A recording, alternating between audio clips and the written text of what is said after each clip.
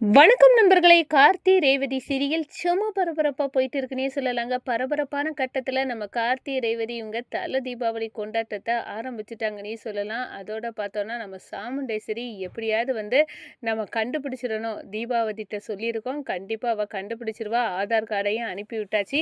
இந்த கிழவியோட பேரன் அப்படின்னு இல்லாம இருக்கணும் கடவுளே! அப்படி இருந்தா என் முகமே வேறையா இருக்கும். நான் அவர கோவப்பட்டு விரட்ட வேண்டியதாயிரும். ஏன் ரேவதி கிட்ட இருந்து கூட நான் பிரிச்சிருவேன் இவரை அப்படின்னு அந்த இடத்துல நினைக்கிறாங்க. அதனால அந்த கிழவியோட பேரனா மட்டும் இவர் இருக்கக்கூடாது ராஜா அப்படின்னு நினைக்கிறாங்க நம்ம சாமுண்டேஸ்வரி. அதோட பார்த்தோன்னா நம்ம ராஜா நேராக தீபாவதி கிட்ட போகிறாங்க.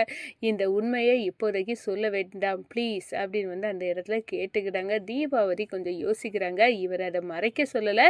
கொஞ்சம் ஒரு வாரம் டைம் கேட்டிருக்காரு. சரி, நம்ம டைமை கொடுத்து பார்ப்போம். அதுக்குள்ளே அந்த கோவில் கும்பாபிஷேகத்தை முடிச்சிட்டாருன்னா கண்டிப்பாக நம்ம உண்மையை சொல்லிடலாம் அப்படின்னு தீபாவதியும் ஒரு முடிவு எடுக்கிறாங்க.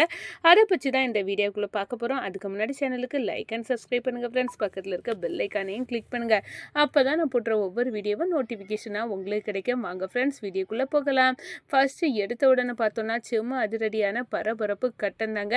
தீபாவளி போனஸு மாப்பிள்ளை எல்லாத்துக்கும் கொடுக்கணும்னா அதுக்கு நிறைய ஒரு 5 கோடி ரூபா கிட்ட பணத்தை நம்ம செலவழிக்கணும். அதெல்லாம் கொடுக்கணும். ஒருக்கு வேலை பார்க்கவங்களுக்கு நம்ம கொடுத்து ஆகணும். அதுக்கு உங்கள் ஆதார் கார்டு தாங்க. அது மூலம் தானே இப்போ அந்த பேங்க்கில் அந்த ஐடி கேட்குறாங்க. அதை கொடுக்கணும். அப்போ தான் பணத்தை நம்ம அங்கேருந்து எடுக்க முடியும் அப்படின்னு சொல்கிறாங்க. உங்கள் மூலமாக தானே இப்போ வேலை பார்க்கவங்களுக்கு சேலரி எல்லாம் கொடுக்க பொறுப்பை நீங்கள் தானே எடுத்து செய்கிறீங்க மாப்பிள்ளை. அதனால தான் கேட்குறேன் அப்படின்னு நம்ம ராஜாக்கே தெரியாது அப்படின்னு நினச்சிக்கிட்டு நம்ம ராஜாவை பற்றிய டீட்டெயில் அறிய ஆதார் கார்டை கேட்குறாங்க. இது நல்லாவே நம்ம ராஜாவுக்கு புரியுது. நேராக தீபாவதிக்கு அனுப்பிவிட்டு என்னை பற்றி விசாரிக்க தான் அத்தை கேட்குறாங்க. சரிங்க அத்தை, நான் எடுத்து தரேன் அப்படின்னு கொடுக்குறாங்க.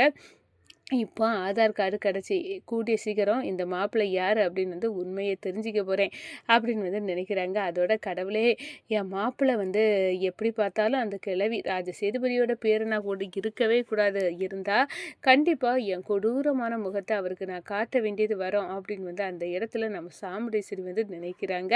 அதே நேரம் நம்ம ராஜா புரிஞ்சுக்கிட்டாங்க. அத்தை நம்மளை பற்றி விசாரிக்காதான் இந்த ஆதார் கார்டு கேட்குறாங்க அப்படின்னு நல்லாவே தெரியுது. கண்டிப்பாக நம்ம தீபாவளியை சந்தித்து நம்ம பேசி ஆகணும். நம்ம சுச்சுவேஷனையும் சொல்லி அவங்களுக்கு புரிய வைக்கணும் அப்படின்னு முடிவெடுக்கிறாங்க. அத்தைக்கு இப்போதைக்கு தெரியக்கூடாது இந்த உண்மை. கோவில் கும்பாபிஷேகம் முடிஞ்ச பிறகு சொல்லலாம் அப்படின்னு தீபாவளிகிட்ட கேட்கணும் அப்படின்னு சொல்லிக்கிட்டு நம்ம தீபாவளியை பார்க்க நம்ம ராஜா கிளம்பி போகிறாங்க. அதோட நம்ம ராஜாவை பார்த்தோன்னே இது நம்ம சாமுண்டேஸ்வரிக்கு மாப்பிள்ளையாச்சு. சாமுண்டேஸ்வரி இவரை பற்றி தானே விசாரிக்க நம்மகிட்ட சொல்லியிருக்கா. இவர் எதுக்காக நம்மளை பார்க்க வந்திருக்காரு அப்படின்னு 1000 கொஸ்டின் தீபாவதிக்கு ஓடுது. அப்போ தான் நம்ம ராஜா, வணக்கம் மேடம், நான் கார்த்திகேயன், நான் சாமுண்டேஸ்வரி அவங்க மாப்பிள்ளை அப்படின்னு சொல்லணும். எனக்கு தெரியும், நான் பார்த்துருக்கேன் அப்படின்னு சொல்கிறாங்க.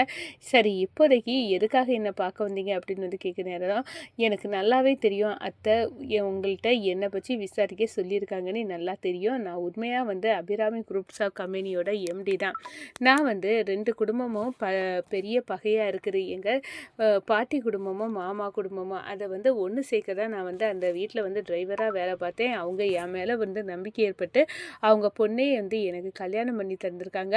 ஆனால் நான் அவங்களுக்கு நன்மை தான் செய்துட்டு இருக்கேன் அப்படின்னு சொல்கிறாங்க. எனக்கு தெரியும் சாமுண்டேஸ்வரியே இதை எனக்கு சொன்னால் நீங்கள் அவங்களுக்கு பல நேரம் நன்மை தான் செய்திருக்கீங்க. அவங்க உங்களால் தான் அவங்க இவ்வளோ தூரம் தொழிலில் எல்லாம் வளர்ந்ததாட்டும் சாமுண்டேஸ்வரி சொன்னா அப்படின்னு சொல்கிறாங்க.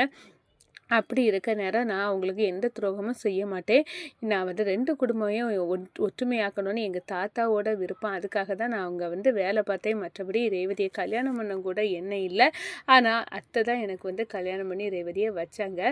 அது சரி இருக்கட்டும். இப்போ எதுக்காக என்ன செய்யணும் அப்படின்னு கேட்க நேரம் எனக்கு ஒரு உதவி செய்யுங்க. நான் தான் இந்த சேதுபதியோட பேர் அப்படின்னு உண்மையை சொல்லுங்கள். நான் சொல்ல வேண்டான்னு சொல்லலை. ஆனால் எனக்கு 1 வீக் டைம் கொடுங்க. அதுக்கு பிறகு சொல்லுங்க. ஏன்னா கோயில் கும்பாபிஷேகம் எங்க மாமா கையால தான் நடக்கணும். இதுக்காக எங்க அம்மா கூட உயிரையே விட்டுட்டாங்க. நாங்க வந்து இந்த கும்பாபிஷேகம் நடத்தினா அதுக்கு பிறகு உண்மைய வந்து நீங்க சொல்லுங்க. எங்க மாமா கையால வந்து இந்த கும்பாபிஷேகம் நடந்த பிறகு உண்மையே நானே என் வாயால சொல்லணும்னு தான் அத்தைக்கிட்ட இருந்தேன். அதுக்கிடையில அத்தை உங்கள்ட்ட வந்து விசாரிக்க சொல்லிட்டாங்க. எப்படியாவது இந்த கும்பாபிஷேகம் வந்து நடக்கணுங்க. நீங்க பெரிய மனசு பண்ணி இப்போதைக்கு இந்த உண்மைய சொல்ல வேண்டாம். என்ன 1 வாரம் அதுக்கு பிறகு நீங்க சொல்லிக்கிடுங்க அப்படின்னு வந்து நம்ம ராஜா ப்ளீஸ் பண்ணி கேட்ட உடனே, பரவாயில்ல இவர் 1 வாரம் தானே டைம் கேட்குறாரு. அதுக்கு பிறகு இந்த உண்மைய சொல்லிக்கிடுங்கன்னு தானே சொல்லியிருக்காரு. 1 வாரம் நம்ம சாமுண்டேஸ்வரிட்ட எதையாவது சொல்லி அட்ஜஸ்ட் பண்ணிக்கிடலாம் அப்படின்னு வந்து சொல்லிக்கிட்டு, சரி நீங்க கேட்கக்கூடிய டைமை எடுத்துக்கிடுங்க. ஆனா இது வந்து ஷார்ட் டைம் தான். 1 வாரம் தான். அதுக்குள்ள நீங்க வந்து கண்டிப்பா இந்த கும்பாபிஷேகத்த முடிச்சிடுவீங்களா அப்படின்னு வந்து கேட்குறாங்க. முடிச்சிருவேங்க. அதுக்கு பிறகு தாராளமா சொல்லுங்க. நீங்க சொல்லாட்டாலும் நானே இந்த உண்மைய அத்தைக்கிட்ட சொல்லணும்னு தான் இருக்கேன் அப்படின்னு வந்து நம்ம ராஜா வந்து சொல்றாங்க. அடுத்ததா வந்து நம்ம தீபாவளி கொண்டாட்டத்துக்கு தேவையான வந்து படகு, வெடி இது எல்லாத்தையும் வாங்கி வச்சிருக்காங்க நம்ம சாமுண்டேஸ்வரி. அதோட வந்து இந்த வருஷம் தீபாவளிய நல்லா கொண்டாடணும் மாப்பிள அப்படின்னு வந்து நம்ம கார்த்திகிட்ட சொல்றாங்க. என்ன விஷயம் அத்தை அப்படின்னு வந்து கேட்கணும்னா, மறந்துட்டீங்களா? உங்களுக்கும் ரேவதிக்கும் தல தீபாவளி கொண்டாட்டம் தான். அதுக்கு தான் உங்களுக்கு 2 பேர்த்துக்கும் புது துணி எடுத்திருக்கேன் அப்படின்னு வந்து கொடுத்துக்கிட்டு, இந்த வெடி மாப்பிள நீங்க தான் வெடிக்கணும் அப்படின்னு வந்து அந்த வெடியையும் தூக்கி நம்ம சாமுண்டேஸ்வரி வந்து கொடுக்குறாங்க. நம்ம ராஜாவும் ரேவதியும் வந்து படகு, வெடி எல்லாம் சேர்ந்து வெடிச்சு வந்து தீபாவளியை அமோகப்படுத்துறாங்க. அதோட நம்ம ராஜா வந்து ரேவதியை வந்து கெட்டி பிடிச்சி அவங்க காதல், அவங்க மனசுல இவ்வளோ காலம் இருந்த காதலை ரேவதி கிட்ட வெளிப்படுத்துறாங்க. ராஜாவும் ரேவதியும் வந்து ஒற்றுமையா சந்தோஷமா இருக்காங்க. இதை பார்த்ததும் வந்து நம்ம சாமுண்டேஸ்வரி நினைக்கிறாங்க, கடவுளே எப்படியாவது ராஜ சேதுபதியோட பேரனா இவர் இல்லாமல் இருக்கணும். அப்படி இருந்துட்டாருன்னா கண்டிப்பாக நான் வந்து இந்த இவ்வளோ ஒற்றுமையாக இருக்க இந்த ரேவதியையும் கார்த்தியையும் கண்டிப்பாக நான் வந்து பிரிக்கவும் செய்வேன். எனக்கு அதெல்லாம் முக்கியம் இல்லை. ராஜ சேதுபதியோட குடும்பத்தோட நிழல் கூட படக்கூடாதுன்னு நான் நினைக்கவேன். அப்படி இருக்க நேரம் இவர் உண்மையாக அந்த கிழவியோட பேரனா இருந்தால் என் பொண்ணை இவர்கிட்ட இருந்து பிரிக்க நான் சேர்த்து வச்சேன். நானே வந்து இவர்கிட்ட இருந்து பிரிக்கிறதுக்கும் நான் தயாராக தான் இருக்கேன். எனக்கு அடுத்த முகத்தை வந்து கோர முகத்தை இவங்க பார்க்க வேண்டியது வரும் அப்படின்னு வந்து நம்ம சாமுண்டேஸ்வரி மனசில் கங்கணம் கட்டிட்டு இருக்காங்க. அதே நேரம் வந்து நம்ம சந்திரகலாவுக்கு பயங்கர கோபம். தீபாவளி கொண்டாட்டம் நடக்குது. என் புருஷன் என் கூட இல்லை. நான் வந்து பேசிக்கிட்டாது இருப்பேன். இப்போ அதுவும் பிடுங்கி இப்போ வந்து அவர் ஜெயிலில் இருக்காது. இது எல்லாத்துக்கும் காரணம் இந்த டிரைவர் மாப்பிள்ள ராஜா தானே. அவர் கண்டிப்பாக வந்து நான் பழி வாங்கியே தீரணும் அப்படின்னு வந்து அந்த இடத்துல கொந்தளிக்கிறாங்க. இப்போ படகு விடுறால, நான் ஏதாவது ஒன்று பண்ணி உன்னை ஒரு ஆபத்தில் உன்னையும் ரேவதியை நான் தள்ள போகிறேன்டா. எனக்கு என் அக்கா பிள்ளைங்க இவங்க எல்லாம் முக்கியம் இல்லை. என் புருஷன் என் கூட இல்லை. அதுதான் எனக்கு இப்போ முக்கியம்.